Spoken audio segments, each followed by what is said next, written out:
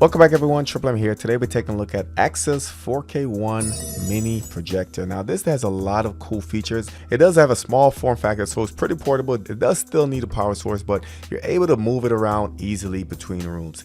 Now the weight of this is 3.8 pounds or 1.7 kilograms, 2.5 inches tall, 7.5 inches wide, and 8.5 inches deep.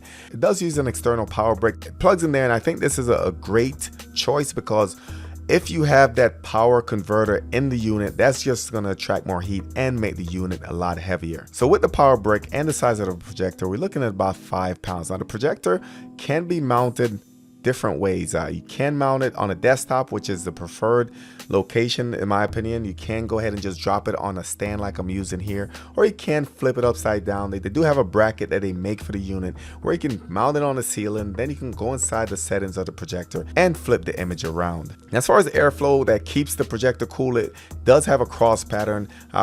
The vents are to the side of the unit, not towards the back, so you can go ahead and essentially just back it up directly to the wall, and it's not going to really impact the cooling.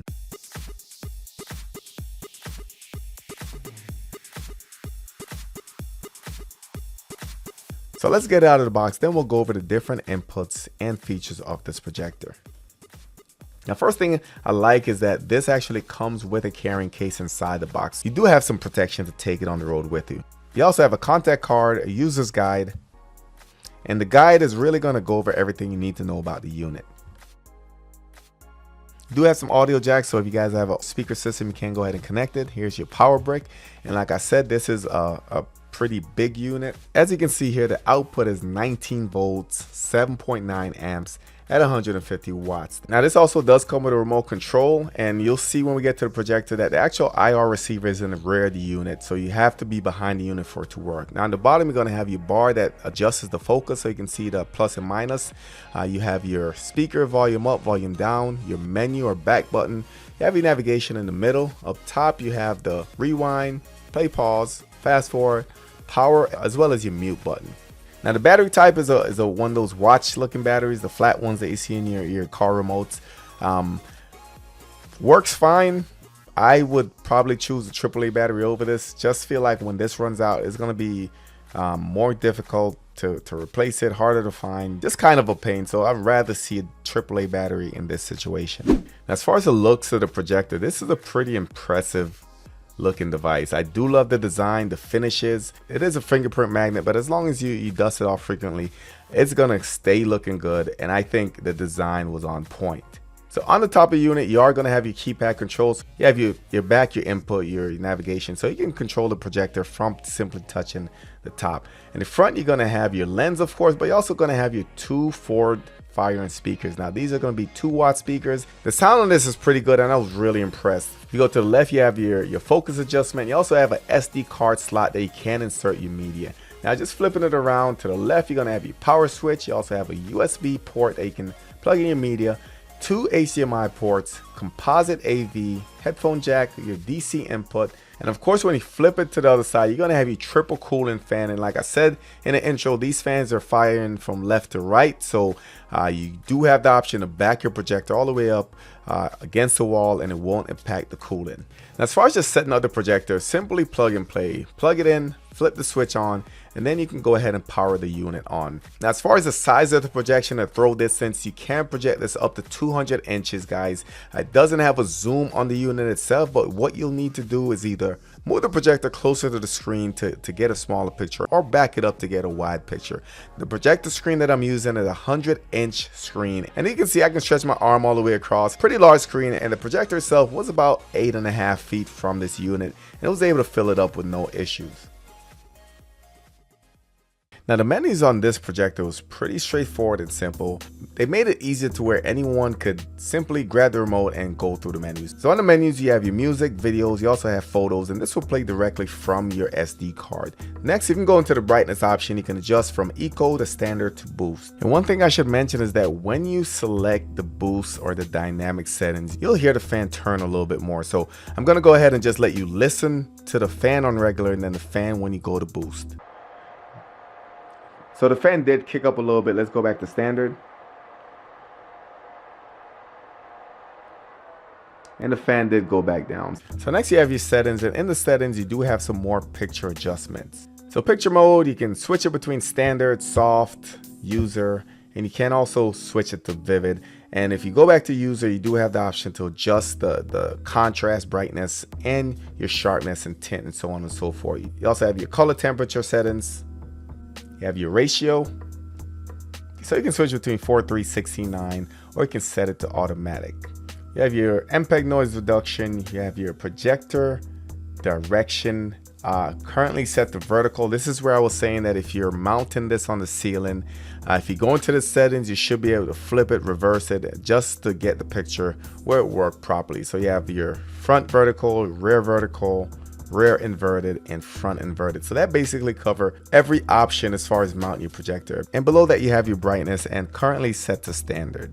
You also have your sound, your options. One option, you have OSD, you can restore to factory, you have your CEC control, keystone adjustment, slideshow time, software update, and it shows you the software version. So let's connect it to the Mi Box and check out the picture quality.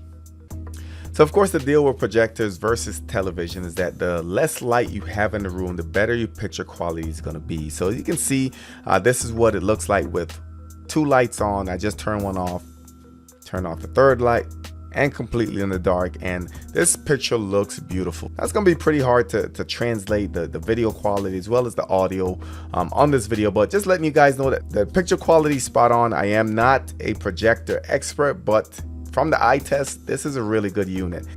So this is a true native 4K UHD projector, which means the resolution is 3840 by 2160. Just to pack this all in a mini projector, I think they did a really good job. Of course, the lumens is going to be 1500, and the maximum width or distance, like I said, is 200. So the video I'm playing right now is 4K, guys, and just letting you know it looks really great. I pulled up stats for nerds just to kind of show you what the frame rates are doing. Didn't have that many drop frames, and like I said, this looks spectacular in my opinion. So the projector does deliver rich, vibrant colors. You do have the option to play with the brightness. You do have 4 basic picture modes. You have a standard, your soft, as well as your vivid and your user mode. Yes, user mode, you can go and you can adjust your pictures, but I do find myself just sticking with the standard a lot. I feel like with standard you get the best image, the best performance. Soft does adjust the sharpness a little bit, while vivid was a big boost in the red and green. So depending on what your viewing preference is, you might want to play with these and just see what works best for you. Now, I was really impressed with the image quality, not just playing YouTube videos, but streaming Netflix, streaming Amazon Prime, even got into some gaming, and this did really well. Like I said before, really hard to translate that on the video, but in person, this worked fine for some light gaming. So as far as the sound of the fan, you can definitely hear the fans going. Triple fans spinning, and when you put it on vivid, you will hear it turn up a little bit more. So if you're using this projector, I do recommend using speakers. You do have your plugins in the back where you can plug in additional speakers just to get the most out of this. If you're just using the stock speaker, they will work just fine. However, if you want that immersive sound, need to get external speakers for this unit.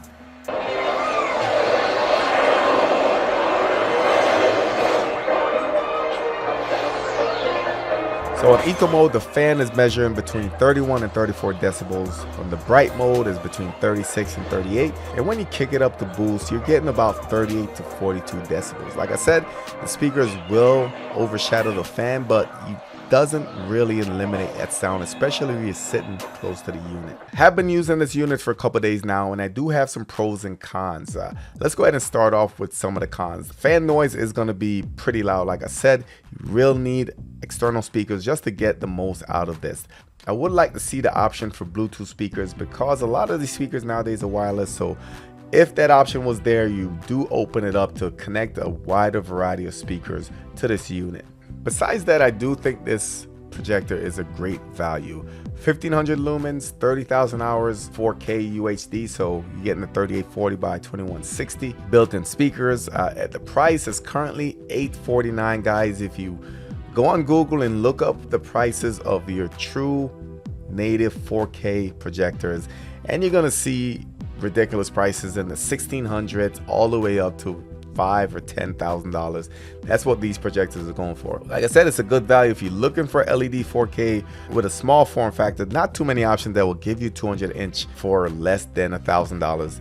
It's small enough that you can use it, take it on the road with you, fit it in your bag. It does come with a nice carrying case. If you're someone who's going camping and you have a power source, you can always just bring a USB with media, maybe a movie, home videos, whatever, plug it into the USB port, and you can go ahead and watch it wherever you are. So shout out to AAXA for sponsoring this video. I will be leaving a link in the description where you can go ahead and check it out. If you have any questions about this, drop it in the comments. As always, don't forget to like, share, and subscribe. Hit that thumbs up. Thank you for watching, and I'll catch you on the next one.